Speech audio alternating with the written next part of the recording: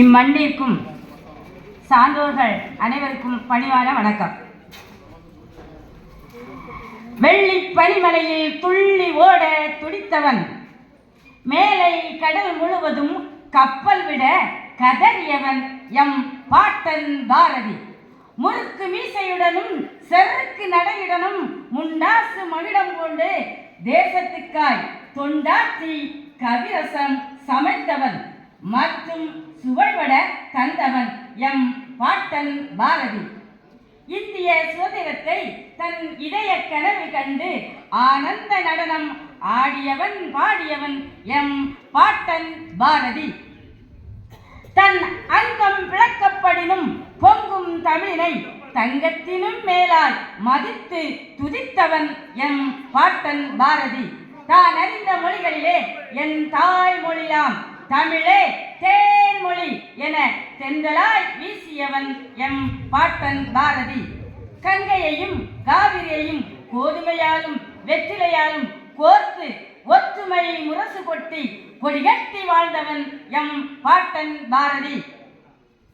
காக்கை குருவி எங்கள் ஜாதி என பறவைகளையும் பரந்த மனதுடன் நேசித்து வாழ்ந்தவன் எம் பாரதி. நீழ்கடலும் மலையும் எங்கள் கூட்டம் என்று இயற்கையுடன் கைகோர்த்து பாதுகாப்பு கவசம் பாடி மகிழ்ந்தவன் எம் பாட்டன் பாரதி. நம்மை அண்டி பிழைக்கும் விலங்குகளையும் விசால மனதுடன் ஆதரிக்கும் மனப்பக்குவத்தை கொடுத்தவன் எம் பாட்டன் பாரதி. திமிர்ந்த ஞான செருக்குடன் நிமிர்ந்து நடந்திட கல்வி பாதை வகுத்தவன் எம் பாட்டன் பாரதி.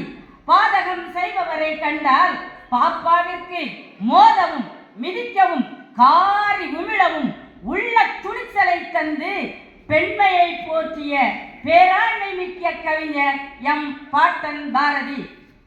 ஆணும் பெண்ணும் நிகரன்று நின்று ஆதிக்க சமுதாயத்தின் கொட்டத்தை அடக்க துடித்தவன் எம் பாட்டன் பாரதி. ஐம்பொறிகளையும் அடக்கியாளும் ஆளுமையை இவ்வையம் வாழ ஓங்கி உரைத்தவன் எம் பாட்டன் பாரதி.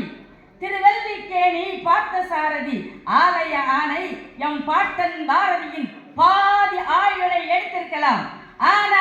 ஆனால் அவனது மீதி ஆயுளை எவனாலும் எவராலும் எடுக்க முடியாது. ஏனென்றால் எம் பாரதியின் அச்சமில்லை உச்சி மீது வானிடிந்து வீழுகின்ற போதிலும் என்ற பாரதியின் முழக்கம் இப்பாரதிர முழங்கிக் கொண்டேதான் இருக்கும். மரணம் அவனிடம் மண்டையிட்டு அவனுக்கு தொண்டாட்டி கொண்டுதான் நிற்கும். அவனுக்கும் அவனது பாவரிகளுக்கும் என்றென்றும் மரணம் இல்லை, மரணம் என்பதே இல்லை என்ற எழுச்சி வரிகளுடன் பாரதி பிறந்த இம்மண்ணை, பாரதி பிறந்த செல்லம்மாள் பிறந்த கடைய மண்ணிலிருந்து வாசிக்கிறேன், வந்திருக்கிறேன். செல்ல பிள்ளையார்களும் சரஸ்வதி.